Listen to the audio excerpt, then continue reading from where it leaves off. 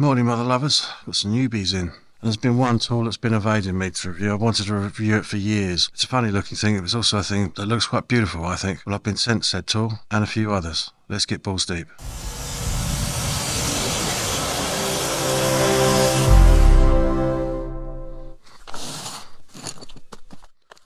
I've had a bit of a hard on for clamps recently, especially clamps that sit in dog holes. Since I got my MFT workbench, I do miss it, I'm not going to lie, especially since coming to Josh's and doing more joinery work.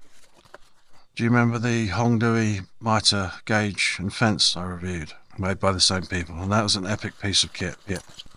I've been using this, it's quality. It feels high-end, without the lure pack, pull your pants down prices. Dog hole clamps for me are a must-have. I've got 20mm dog holes all over my bench. And the thing that I really like about these is you can drill a hole anywhere on your bench and basically hold anything down wherever you want. You just need a 20mm force and a bit. You can also use these for holding jigs in place, pairing work, sanding panels. So this mechanism here, this slides and then locks it off in the hole.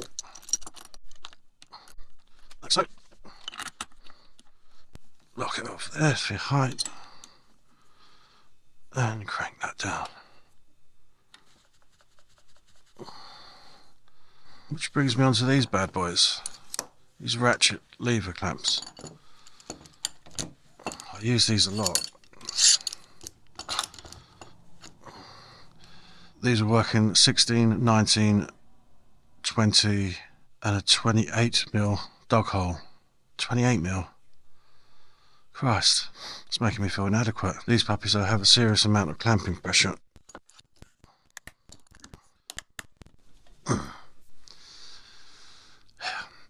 These are sold as a pair at 16 quid for the two. Now you obviously can see who they've copied, right? And that company sells them at 73 quid each.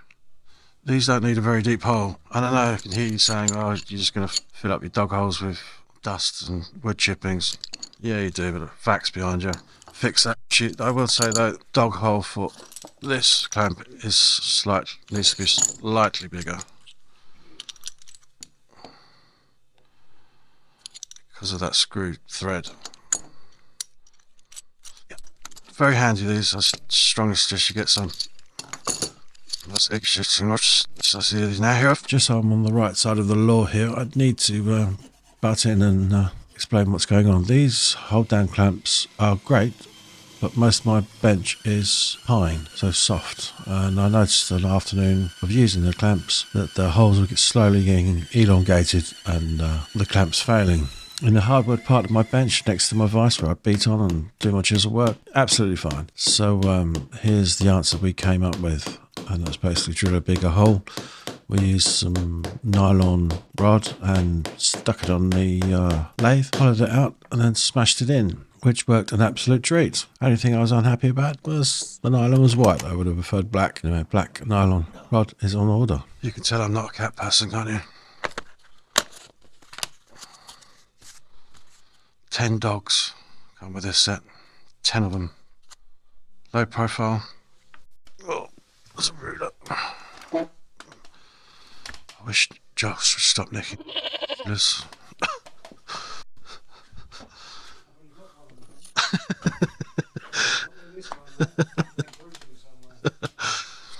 Profile's about 11mm high, so great for putting your boards up against the sanding. One flat side, one round side. You can buy these in 19mm or 20mm dog hole sizes. Like I said, all my dog holes are 20mm. These work together as a nice bump stop.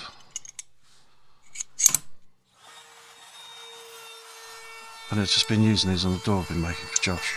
They also have a function where you can raise your workpiece off the deck. Not sure what, I suppose you'd want to do that if you're using a track saw, you know. Put your board on top of that so the track saw doesn't cut into your workbench. I'd rather be cutting it on something like insulation board for one good reason really. If your track saw's blade's coming through the wood, it's tearing out the wood. If it's supported the fibres, that's much better. So this would be, I'd rather cut into the workbench, to be honest with you, than raise it off using these. The less tear out the better in my opinion. And this set 26 quid. 10 dogs. So you lose a couple, it's not the end of the world, is it? I just need to somehow incorporate these into my workbench where I'm not having to go through silly boxes like this to get to them. But I've been using these a lot. They're great. There's not a lot I can say about these heavy-duty workbench casters, apart from they can deal with £600. They're retractable. I needed them on my workbench because my workbench gets in the way in Josh's shop, and it's quite a weight to be moving around without it being on wheels. These puppy worked well. We improved the design by adding some angle iron to them, so it can be done with 1 foot. Admittedly, the bench is so heavy that do need to kind of lift the bench a little bit to be able to leave it up there like that. It works a treat now. On wheels, with very little effort to move around. Happy days. And 61 quid I think they are at the time. Bangor having a sale though, by the way, so probably cheaper by the time you look and see this video. Dude, it's been a hot minute. Come on, have a look at this. What we got there? I've waited years for this. Been trying to get to this to review for yonks. And you open it. Intrigued. That's not a knife. Bridge City Toolwork. Do you remember that block plane we spoke about? Oh, this is a coveted item, this. Right, what we got? It is the model HP8 mini block plane. Warning, cancer causes birth defects and reproductive harm. Well, yeah, but what's that got to do with the block plane? Bridge City were originally American, and then they sold off to China. Brooklyn or San Francisco? Oh, I don't know. Bridge City would say San Francisco, I think. Oh, it's very nicely packaged. Apparently China did a better job. Ooh, love a bit of velvet, me. Especially if it's purple. It's a toolkit. Is it? Little paper envelope. Not distractions, is it? No. When they say mini, they really do mean mini, isn't it? Look at this. Look at that. That's, I'd use that to form wing ribs on a model aeroplane or something. That's very interesting. I thought it was going to be bigger than that. I knew it was going to be small, but I mean, that's not... It's very dinky, isn't it? Put it in the palm of your hand. Literally. Excuse the state of my hands. They have just been fitting an oak door. Let's have a look. Oh. Very light. Isn't it? Very. Looks to be all aluminium. I wonder what grade of aluminium is it? Aircraft grade, T6, or, how hard is it? Because aluminium is very quick to dent. Wear. Yeah. Print's just too small. HP8, the little block plane. It is very nicely made. Very pretty. I seem to remember these being 200 plus quid as well, but now they're only £109. Am I right in thinking they were really expensive? Yeah, I thought they were well over the £100 mark, closing in on the £200 mark. Right, Norris adjuster. Yeah.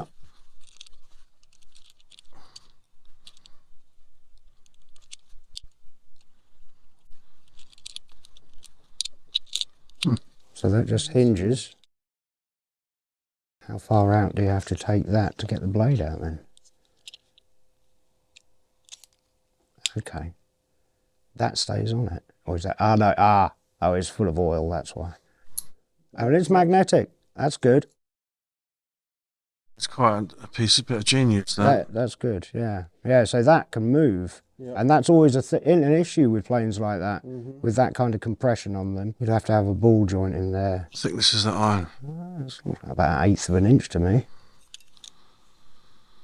2.5 mil thick.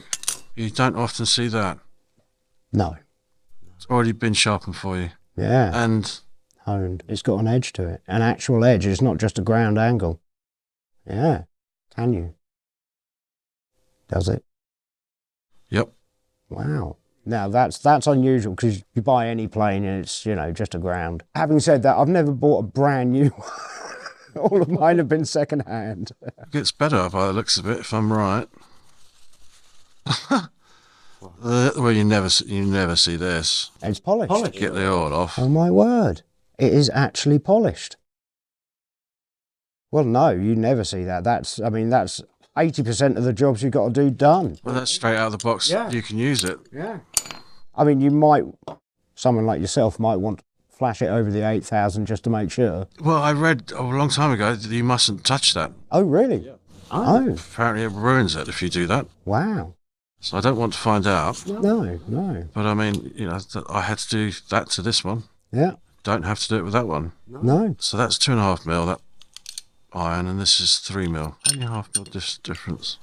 So yeah, I'm trying to find the necessity for these side fences, because traditionally a block plane is for shooting end grain timber. So you've cut your nice little miters on your beadings and all your moulding pieces, and you just want to slice those ends in so it's a nice tight miter or whatever it is. That's when the block plane comes in and you wisps of end grain coming off. But it suggests rebating, or it suggests a height adjustment above the workpiece. Yeah, it's not indexed, so there's, or maybe it's just a side fence to keep you at 90 degrees. Like you drop one and you're going across like that, so you're shooting across your workpiece. Well, there's old Stanleys that are made out of aluminium. Not that I've ever seen one. I've never seen They do exist. do they?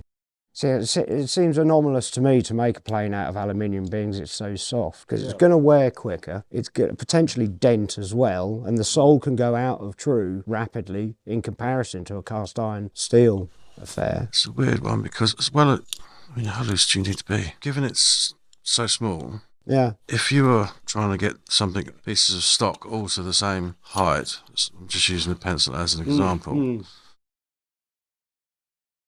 and you had a long run of it, you'd really want something like the length of a number 7. yeah, you'd have a plane that long. This is going to ride all of the Exactly. variance in whatever you're referencing to offer to. Yeah, you just wouldn't be using it for shooting anything of a substantial size. You know, the only thing I see that really coming into its own for is beads and mouldings and little pieces like that. The blades being so small. What is that Japanese technique that they have tiny little strips and they make a pattern, and usually it's a light lamp shade? Yeah, that sort of thing, yeah. That sort of thing I was thinking. Not chinoiserie, is it? Well, that's what you did last night, wasn't it? Shh.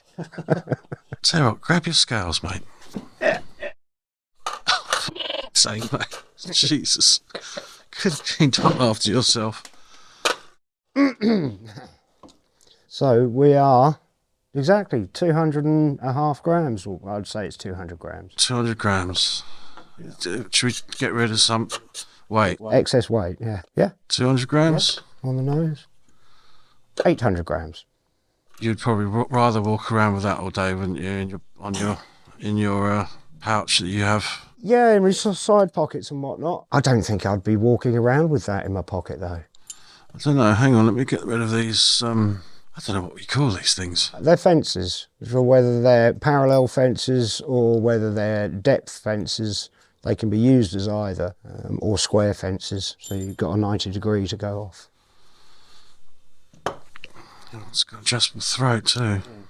Yeah. That's nice. Now it's a different story. Now put that in your hand and There's nothing to it, is there? It really is light. put that in your pocket. Forget about it. When you need it, it's there. Yeah. But if you're a luthier, yes, would use that. You know, that's about the only trade I can see that might have more than a few needs for something like this with these on there. I don't know. No one going and fitting architraves and skirting boards and door stops and window beads is going to be toting that around site. Build a barn with that on you. No, you're going to do some fine detail with it and, you know, take off some fine shavings and make things quite nice, I'm sure. But then, how comfortable is it to shoot with that, you know? I mean, yeah, there's not much to grip on, that's the thing. You've got no indents for your thumbs, there's no comfort rating of... Yeah. Let's see what they brand it as. What are they telling us we're going to use it for? Depth skids, they call them. This allows you to create accurate small pieces of wood that are the same thickness. They are going to be small, about 3 times the length of the plane.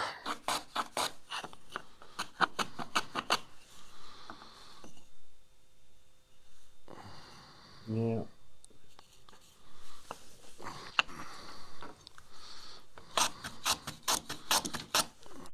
Yeah, so basically they say that you set, if you want to do some 1/4 inch stock or something like that, you put those down, set those to your depth, put your stock on your bench, your flat surface up against your bench dogs, and bring it down. And then when those touch the ground, you're at your depth. So I can see for luthiers, violin makers, guitar makers, maybe even piano and harpsichord makers, that would probably be something they'd be going, now that's a handy little kit, you know. Heavy's good, heavy's reliable, and I can tell you. Yeah. Yeah. Yeah, we hear that. I think the only the thing is with this, it needs a little bit more honing on that. Yeah, you could hear it was a slightly blunter edge than that one. Yeah, yeah. Don't know what steel this is. I quite like the little size of it. I could plain iron is a bevel of 25, micro bevel of 30. No circumstances do we advise you lap or hone the back of the blade during a sharpening session. Wow, that's unusual. Do they give a reason? Lapping the back of the blade will degrade the surface, giving you poor cutting results. We advise you to hone the 30-degree micro bevel and remove any burrs by stropping on a piece of abrasive paper, 8000 grits or clean leather. Doesn't say what steel that is. It says here to rub alcohol to remove fingerprints. Yeah, so no, I was really expecting that to be a lot larger than that. I mean, it's not even the length of your finger, is it? Just a hair bigger than my birdie finger. Yeah. Well, it does say mini block plane, and they ain't joking about that. I missed that part, mate. looks pretty too. It does, doesn't it? Yeah, yeah. It's a well thought out piece of kit for what it is intended to do. Yes, I mean that's fantastic. And this has also got sentimental value to me because my dad bought this for me for Christmas. The only family member that's ever bought me tools. I need to clean out. But yeah. Nice. Yeah, absolutely. I mean, I can't immediately think of anything I would be able to do for what I build in here. You know, it's not something, I mean... I think if you're into guitars and the likes, that's for you, isn't it? Absolutely. 109 quid? It's definitely for the fine detail and work. Right, let's crack on with these doors, shall we? If you can, I'd be grateful if you could head over to my Patreon page and help support my channel. It's the cost of a pint a month, no obligation, pressure free, cancel anytime, and early access to vids. There's also a WhatsApp group for top tier peeps. Speaking of Patreon, over the last couple of months, there's been quite a lot of few people bailing from my Patreon page, and I have no idea why. I hope it's not something I've said. If someone would like to enlighten me, it'd be great, because it's a bit worrying that I've done or said something that's pissed a lot of people off. Anyway, I hope you enjoyed the video. I'd like to say a warm welcome to John Murray. Thank you, mate. Appreciate your support. Thanks for watching, mother lovers. Please like, subscribe and share, all that good stuff, because sharing is caring. More from me soon. Be lucky.